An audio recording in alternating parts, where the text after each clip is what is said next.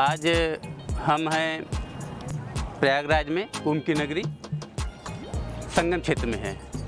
तो यहाँ पे हम आज आपको प्रयागराज के संगम क्षेत्र के बारे में और प्रयागराज के और भी स्थानों के बारे में जानकारी देंगे। अभी हम संगम क्षेत्र में हैं जहाँ पे 3 नदियों का संगम है, गंगा नदी, यमुना नदी एंड सरस्वती नदी।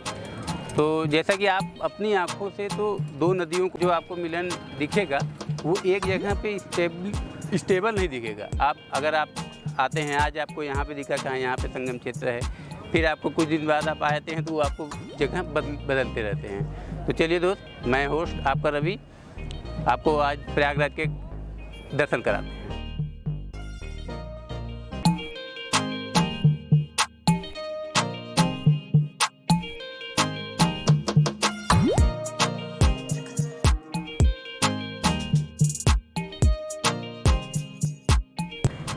और मेरे पीछे आप देख सकते हैं इलाहाबाद का ये भी एक ऐतिहासिक स्थल है।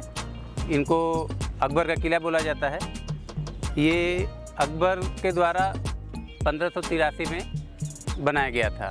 ये अपने संगम क्षेत्र में ही आता है। आप कह सकते हैं कि ये संगम क्षेत्र में ही आता है। यहाँ पे जब आप संगम में स्नान करने आए तो काफ़ी करीब है। यहाँ पे भी आप घूम सकते हैं। ये देखिए, इस किले में ही एक अपना धार्मिक स्थल है, एक मंदिर है, अक्षयवट किले के अंदर ही है। तो जब आप कभी यहाँ आएँ तो यहाँ ज़रूर एक बार जाके दर्शन करें अंदर मंदिर में। प्रयागराज के एक और ऐतिहासिक स्थल पे इस समय हम लोग खड़े हैं। सामने हमारे आप देख सकते हैं कि ये आश्रम है। ये काफ़ी ऐतिहासिक है। ये भारद्वाज आश्रम का जिक्र आप रामचरितमानस में भी पाएंगे। काफ़ी अद्भुत हैं।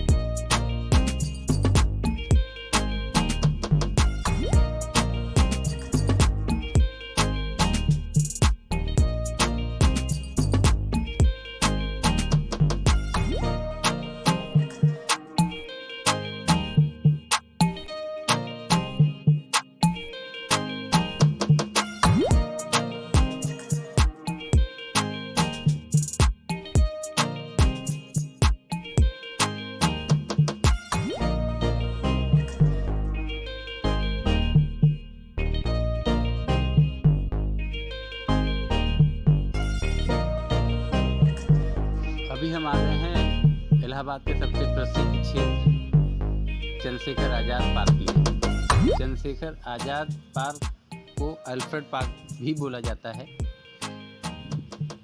अल्फ्रेड पार्क इसलिए बोला जाता है कि ये ब्रिटिश प्रिंस अल्फ्रेड द्वारा ये सन 1800 के आसपास इस पार्क का स्थापना किया गया है, जो कि बाद में भारतीय गवर्नमेंट द्वारा इस पार्क का नाम चंद्रशेखर आज़ाद पार्क रख दिया गया है। ये पार्क 133 एकड़ में फैला हुआ है। बहुत ही सुंदर प्राकृतिक एनवायरनमेंट है यहाँ पे। चंद्रशेखर आज़ाद पार्क इसलिए यहाँ पे रखा गया है क्योंकि ये जो पार्क है, आज़ादी की लड़ाई में इसका भी बहुत बड़ा महत्व है, योगदान है। अपने चंद्रशेखर आज़ाद जी एक स्वतंत्रता की लड़ाई में यहीं पे उन्होंने अपने जान गंवा दी थी। सन 1931 में 27 फरवरी का दिन था जिस दिन उनको गोली लगी थी और उनकी मृत्यु इसी जगह पर हुई थी, इसी पार्क में। आप मेरे पीछे देख रहे होंगे चंद्रशेखर आज़ाद जी की मूर्ति भी स्थापित की गई है, काफ़ी सुंदर, जो हमें इनकी बलिदान को याद दिलाती है। इनको सत नमन है।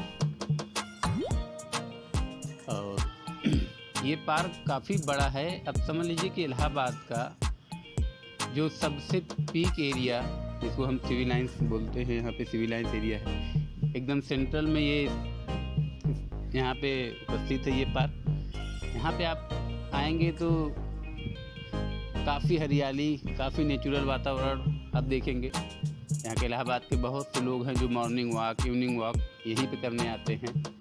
काफ़ी तरह तरह के पेड़ हैं इस पार्क में, काफ़ी अच्छे से इसको मेंटेन किया जाता है। पार्क के अंदर ही एक स्पोर्ट का भी संचालन होता है। यहाँ पे बच्चे आते हैं, खेलते हैं, सीखते हैं। यहाँ पे पब्लिक लाइब्रेरी भी है। तो आप अगर इलाहाबाद आते हैं तो यहाँ पे ज़रूर एक बार आइएगा। बहुत ही अच्छा, आपको बहुत ही शांति महसूस होगी, बहुत ही अच्छी फीलिंग आएगी कि इतना अच्छा इसको मेंटेन किया गया है। और ये अपने स्वतंत्रता के टाइम से भी जुड़ा हुआ है, इसलिए भी इसका अपना अलग महत्वपूर्ण योगदान है। बस यही है। आइए देखते हैं थोड़ा सा पार्क का और आपको दिखाते हैं सुंदर दृश्य।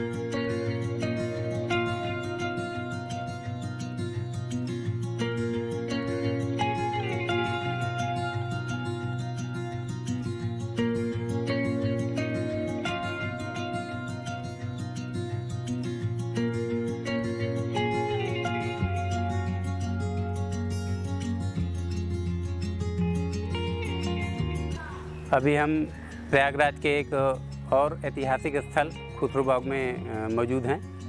यहाँ पे खुसरो बाग के बारे में अगर मैं आपको थोड़ा सा बताऊं तो ये जहांगीर जो अपने मुग़ल शासक थे उनके परिवार का यहाँ पे आपको मकबरा मिलेगा। 4 फैमिली के मकबरे हैं यहाँ पे।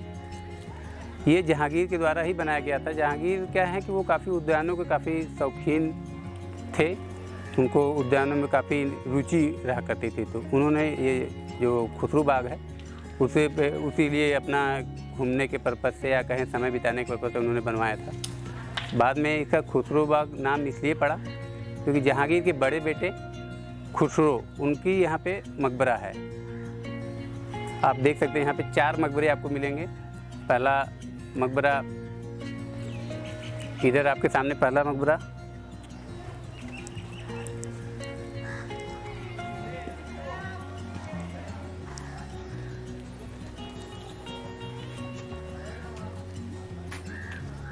ये आपको 3 मकबरे एक साथ दिख रहे होंगे।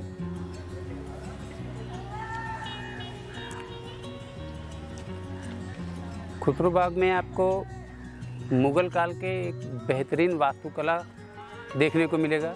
यहाँ के दीवारों पे जो नक्काशियाँ हैं वो आप देखेंगे जब, तो आप इसी से अनुमान लगा सकते हैं कि मुग़ल काल में वास्तुकला पे कितना फोकस था, कितना ध्यान दिया जाता था कि एक मकबरे में एक काफ़ी बेहतरीन, ये देखिए कि मकबरे की दीवारों को आपको दिखा रहे हैं हम, बहुत ही सुंदर।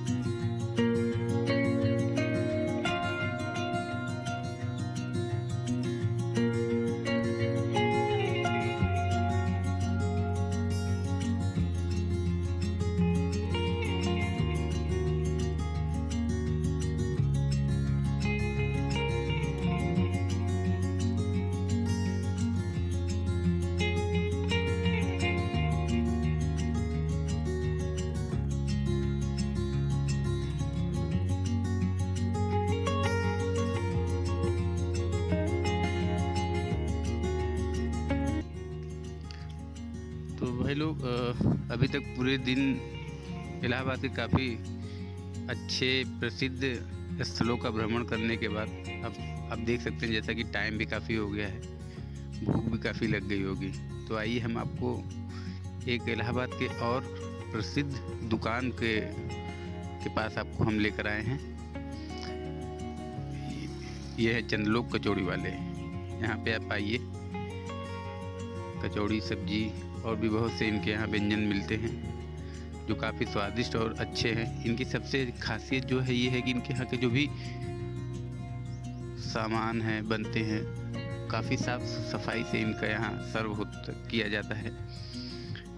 काफ़ी पुरानी दुकान है इलाहाबाद की ये। यहाँ पे आके आप अपने भूख को मिटा सकते हैं। चंदलोक कचौड़ी वाले इनका नाम इसलिए पड़ा है क्योंकि इनकी जो शॉप है चंदलोक टाकीज है इलाहाबाद में, काफ़ी पुराना टाकीज है, उसी के जस्ट पास में है। आप कह सकते हैं जस्ट उसके सामने। अब जहाँ पे भी हम लोग लास्ट टाइम में भी गए हैं खुसरू बाग से काफ़ी पास में ही है। आप किसी से भी पूछेंगे रामबाग, चंदलोक कचौड़ी वाले के पास जाना है, सब कोई भी पहुँचा देगा। अपने खुद के साधन से आप हैं तो आप आ जाइए।